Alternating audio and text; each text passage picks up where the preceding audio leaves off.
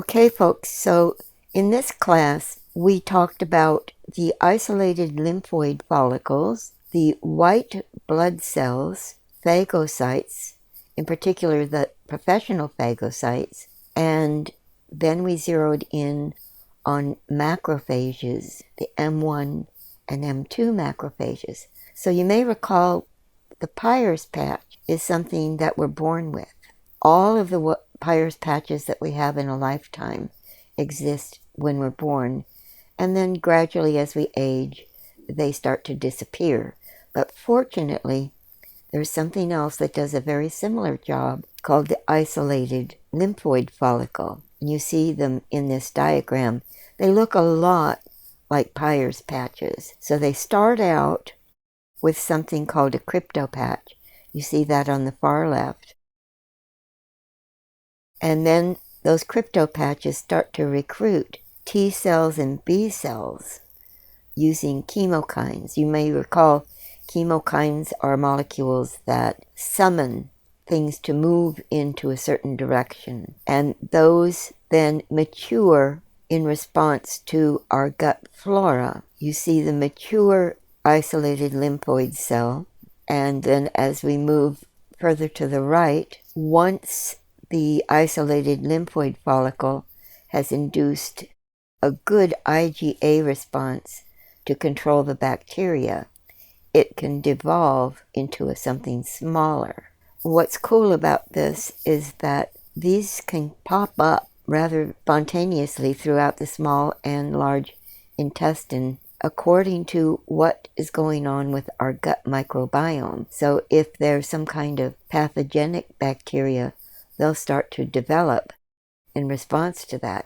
But there's also some beneficial gut bacteria that will cause them to grow. So let's take a closer look at these guys. They're small, organized lymphoid structures found predominantly in the mucosal lining of the intestines, and they're part of GALT.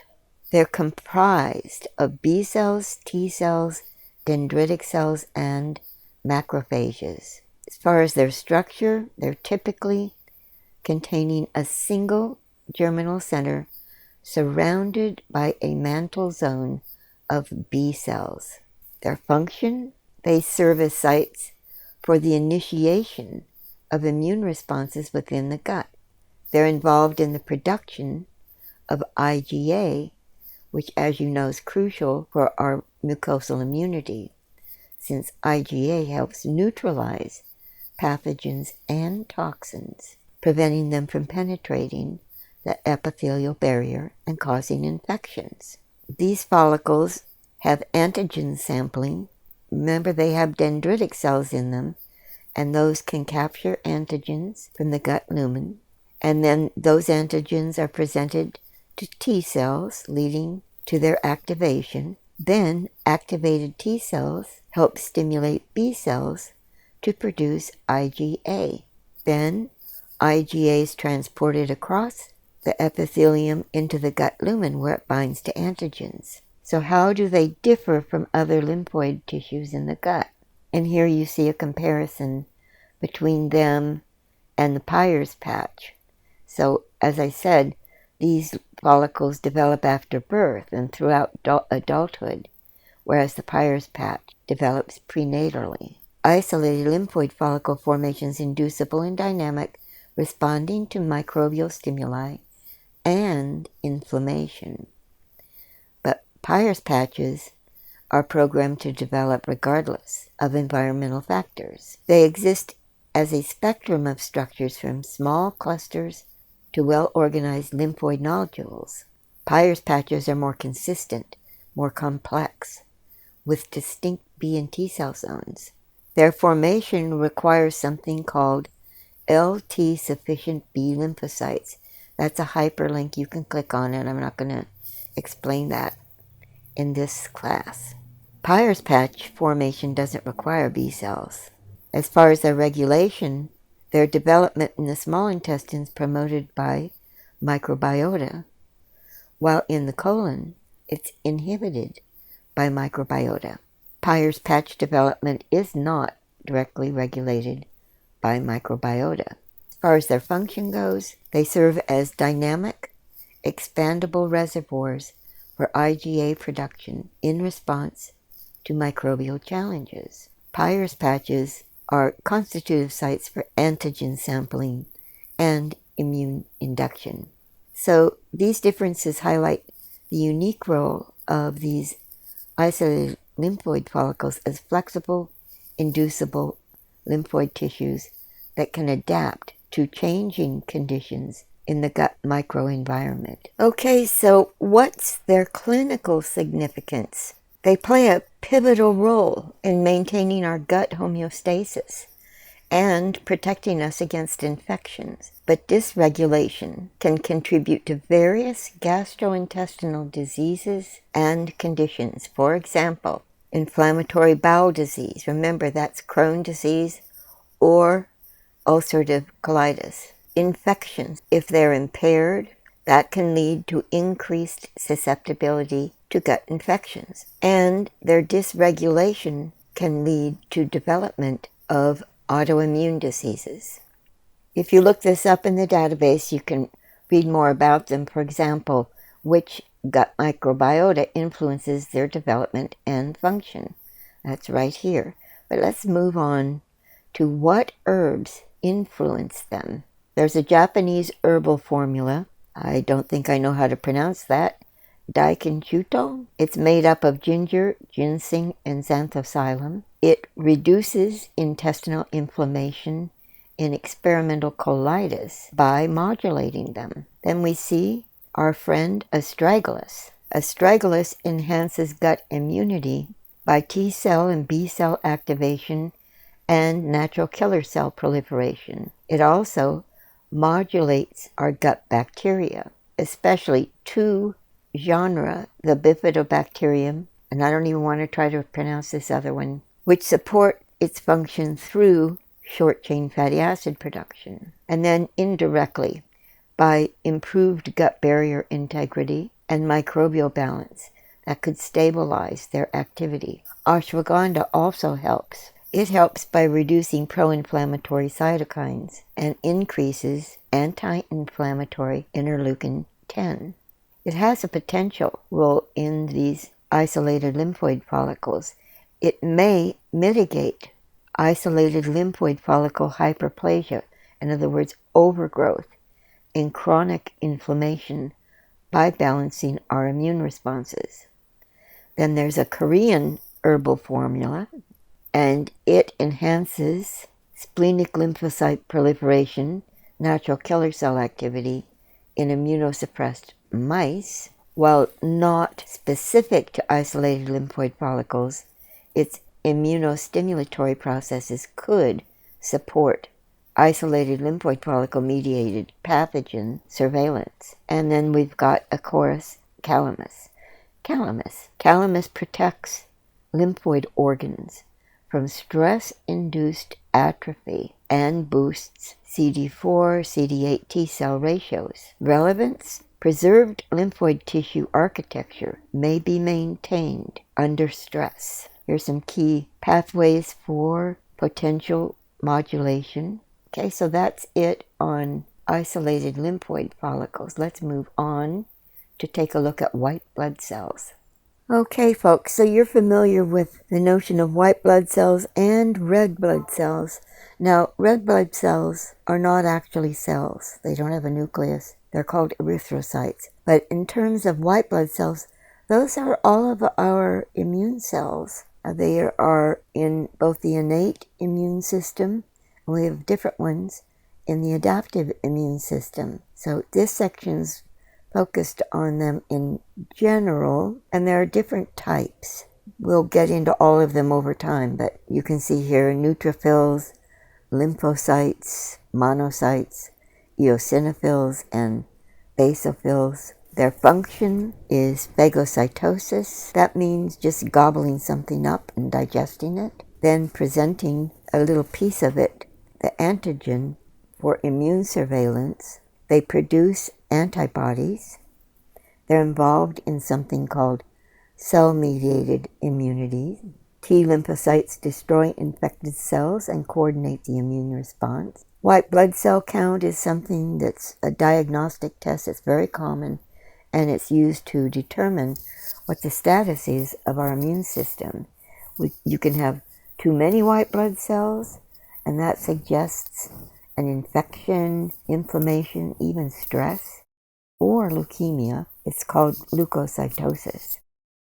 Or you could have decreased white blood cell count, and that can result from bone marrow disorders, autoimmune diseases, or effects of certain medications, and that's called leukopenia. There are a number of disorders involving them, like leukemia, lymphoma, different autoimmune diseases, and certainly infections. And infections can lead to an increase or decrease in the white blood cell count, affecting the body's ability to fight off pathogens. Now this is interesting. Leukocytes, remember that those are white blood cells. Leukocytes occupy second place in the organism in consumption of iodine after the thyroid gland. They're produced in the bone marrow and used up in inflammation. They undergo apoptosis, which means cell death, and they need to be replaced. Some cytokines enter the bone marrow to stimulate precursors to make more leukocytes. Leukocytes appear to use a lot of vitamin C. The ascorbic acid content of leukocytes are up to 80 times greater than that in the plasma. Okay, so there are different types, as you've seen. We're going to start with talking about non-granulocytes. Now, white blood cells are categorized in several different ways. One of them is whether the white blood cell is a non-granulocyte or a granulocyte. Granulocytes contain little granules in the cytoplasm. If it's a non-granulocyte, obviously there are no granules. So that's one category, and let's click on that. In this classification, we see that we have monocytes, lymphocytes, and something called mononuclear leukocytes. We're going to start with monocytes. We've talked about them some before. This white blood cell is the largest white blood cell in the bloodstream, and it tends to stay in the bloodstream. It's just on surveillance, going through the blood until it reaches an area where there might be some kind of tissue damage or inflammation, and then there is a process that it uses to leave the bloodstream through the blood vessel and into the tissue itself, where it will turn into either a macrophage or a dendritic cell. If you want to know what determines which way it's going to go, you'll find out about that in this section under monocytes. We won't go into it. I'm going to invite you to just come into monocytes in the database and read about it. Monocytes are amoeboid, and that means they can crawl around in a jelly-like fashion. These are capable of phagocytosis.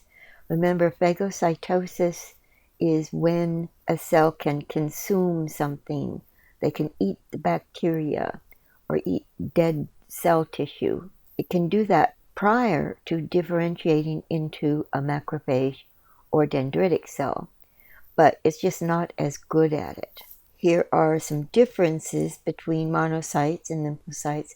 Again, I invite you to the database to read up on that. We've already seen they migrate to tissues to become macrophages or dendritic cells. They can engulf pathogens, and they're involved in chronic inflammation and tissue repair. There are 3 subclasses. They can present antigens. This section talks about their role in COVID. Here we see how they can differentiate between becoming a macrophage or a dendritic cell.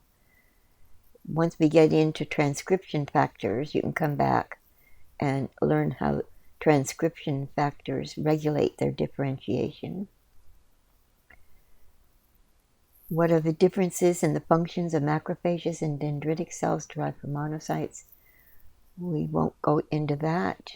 So there's a bunch about macrophages and dendritic cells in here, But let's just jump over to macrophages because that's one of our primary immune cells in the innate immune system.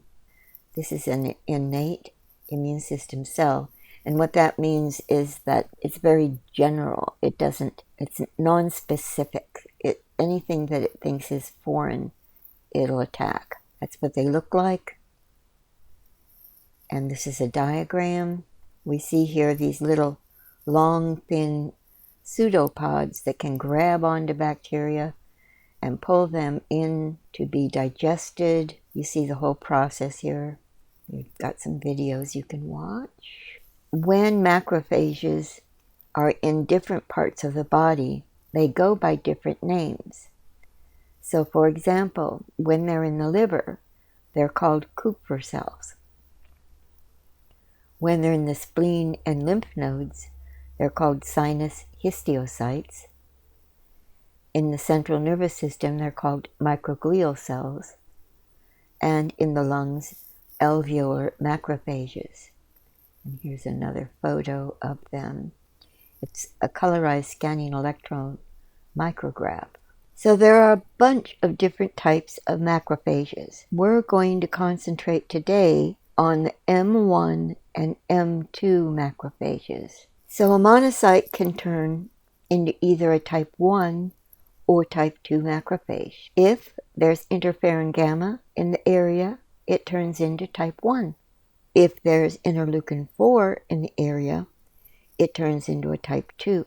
Also, interleukin 13 can transform M1 into M2. Type 1 is good at killing and causing inflammation. It produces interleukin 6. Don't worry, we're going to get into interleukins at some point, and this will make more sense to you there.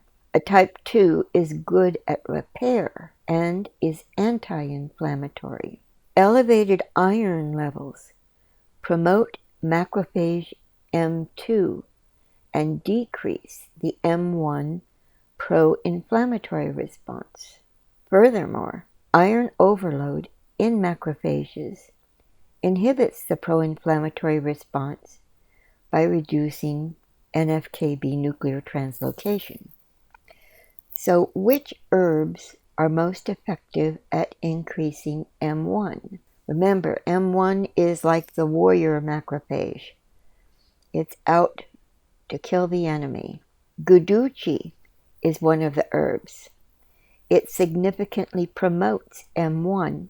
Polarization is a term to indicate that something's moving in one of two directions. So that's what it means when it says M1 macrophage polarization. Turmeric also can be used to promote M1 macrophage activity. If you guys want to know how it works, please come in the database and read this, and you'll see there are hyperlinks here to the studies themselves. Another one is andrographis. It's been shown to induce the release of inflammatory mediators from macrophages stimulated by lipopolysaccharides.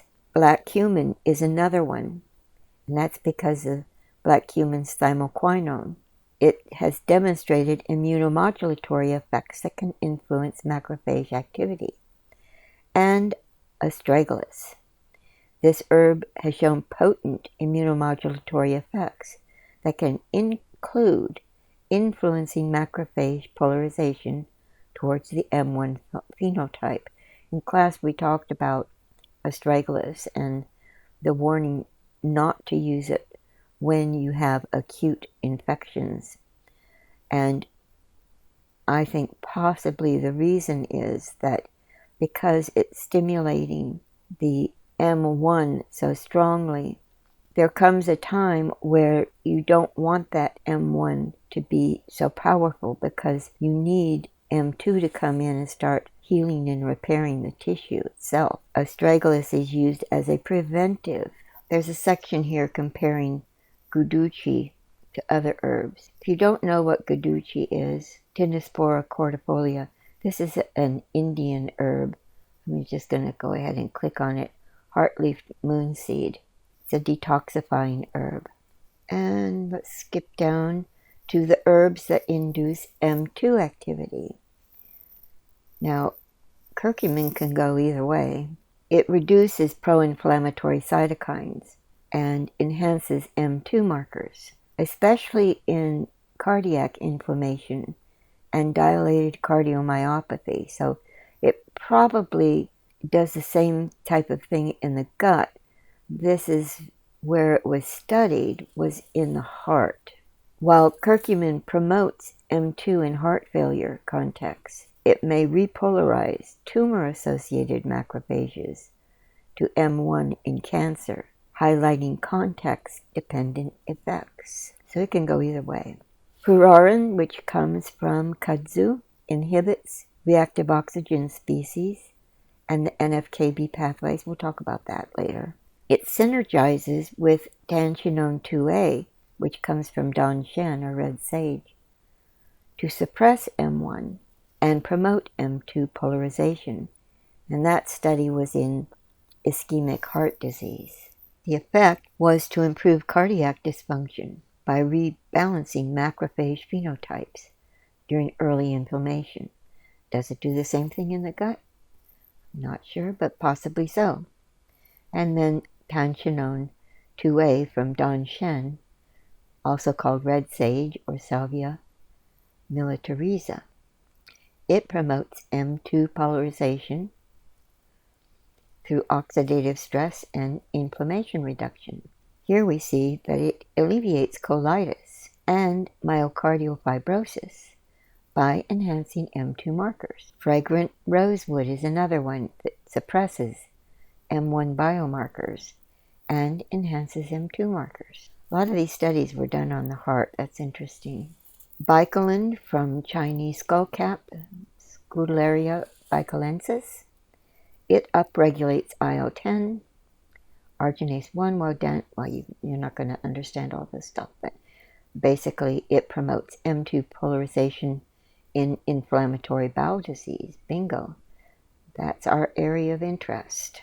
Then we've got this Chinese decoction, Fuzang, and it shifts macrophages from M1 to M2, again in the heart. Trichosanthes caryolactin, it helps with colitis. Orodonin, that inhibits Notch signaling. Some of this stuff I know is pretty complex biochemistry, but it attenuates inflammatory responses in colitis.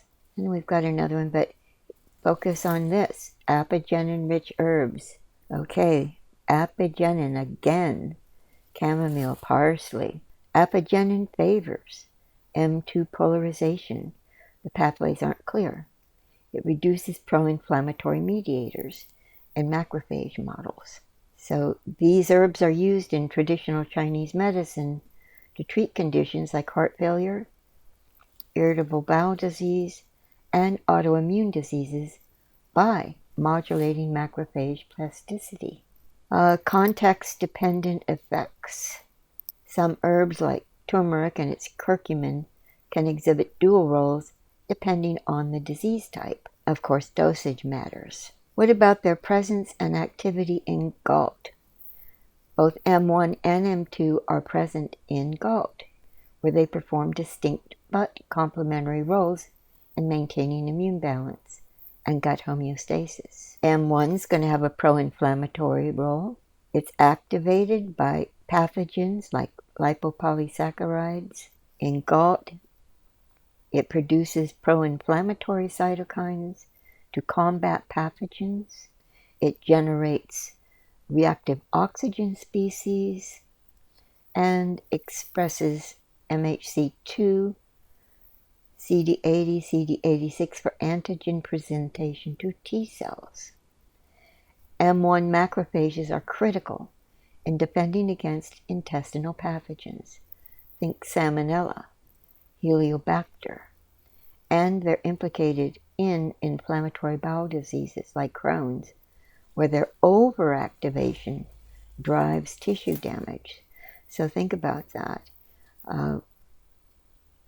In someone with those conditions, we're really going to want to zero in on herbs that are going to enhance M2 So M2 is going to be anti-inflammatory and reparative.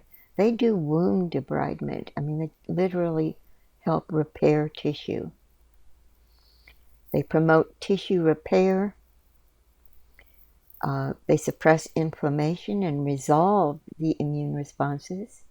They support immune tolerance to commensal microbiota and dietary antigens. M2 macrophages dominate during wound healing and parasitic infections like Helminths.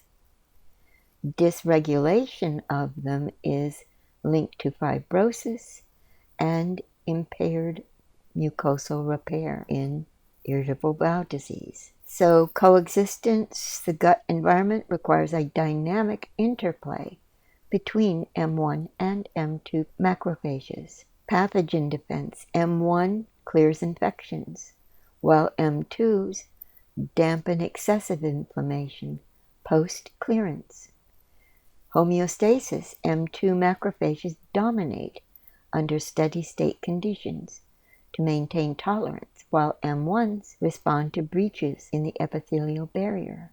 As far as disease contexts, in irritable bowel disease, prolonged M1 activation exacerbates inflammation. So, in thinking of how we can apply this, if someone has irritable bowel disease, maybe it's not a good idea for them to be taking astragalus, right? Whereas M2 dysfunction impedes healing. Helminth infections skew macrophages towards M2 to facilitate parasitic expulsion and tissue repair. Okay, folks, that's it for today. See you in class next week.